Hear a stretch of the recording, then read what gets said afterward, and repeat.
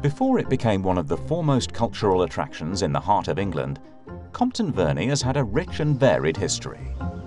Occupied since Roman times, the site has served many functions over the centuries, but primarily it has been a home shaped by one family. In 1435, the village of Compton Murdac was acquired by Richard Verney. He built a manor house, and by 1500 the area became known as Compton Verney.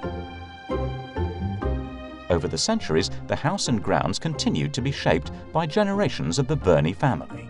And in 1711, George Verney, the 12th Baron Willoughby de Brooke, rebuilt the house and re-landscaped the gardens. While the 12th Baron's changes to Compton Verney were significant, the landscape one sees today is the work of two men, John Peyto Verney, 14th Baron, and Lancelot Capability Brown. Between 1761 and 1768, the 14th Baron commissioned the architect Robert Adam to remodel his Baroque mansion in the neoclassical style. Having transformed his house, the Baron then turned his attention to the now unfashionable formal gardens. Over the next 11 years, Capability Brown created a completely new, natural landscape of grassland and trees, planting major tree specimens, including cedars of Lebanon and over 2,000 oak and ash saplings. The landscape one sees today is still largely as Brown laid it out, and many of his key design features remain. Compton Verney's ice house was deliberately designed as a picturesque eye-catcher in 1772. Brown planted the ice house coppice as informal woodland to provide intriguing views of the lake and mansion. Completed in 1772, the handsome upper bridge with its 4 Grecian sphinxes was a key element in Brown's new landscape, providing both a lookout from which to view the mansion and also acting as a focal point in its own right. The lake which the bridge spans is an outstanding example of Capability Brown's landscape art.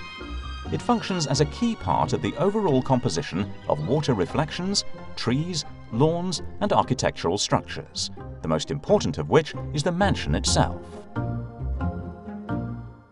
In order to create the perfect landscape composition, Brown had to demolish the medieval church. The granite obelisk on the south lawn marks the site of the original church. A rare example of a chapel by Brown, the new building was designed to look like a classical temple. Within Brown's overarching design, the house and the park continued to develop as a home. The 18th Baron was the next in line to make alterations after 1862.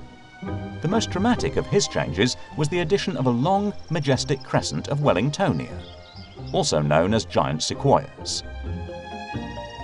The history of the estate over the last 150 years has been a checkered one. The last Verney to live in the mansion was Richard Greville Verney, the 19th Baron, but he was forced to sell in 1921. The new owner was Joseph Watson, a soap manufacturer and racehorse owner. By 1929, it was up for sale again, this time to Samuel Lamb, a successful businessman who lived at Compton Verney with his family until it was requisitioned by the Army in 1940. During the war, the grounds were used as a Pioneer Corps training camp and an experimental smokescreen school. After the Army left in 1945, the house was never lived in again. By the 1980s, Compton Verney had become semi-derelict.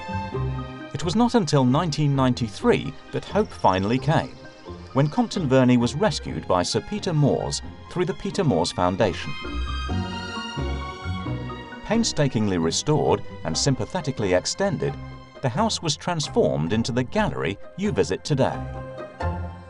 Since its opening in 2004, Compton Verney has become a world-renowned art gallery, welcoming visitors of all ages.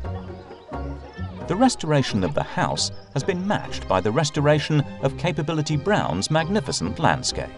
New facilities have also been introduced, including our popular children's play area, and the park's natural habitat developed to support a much wider range of wildlife. Brown's Parkland is now also regularly used as a spectacular location for contemporary artworks. Today, this beautiful landscape is enjoyed by thousands of visitors, each of whom finds something very personal in its grounds. What will you discover today?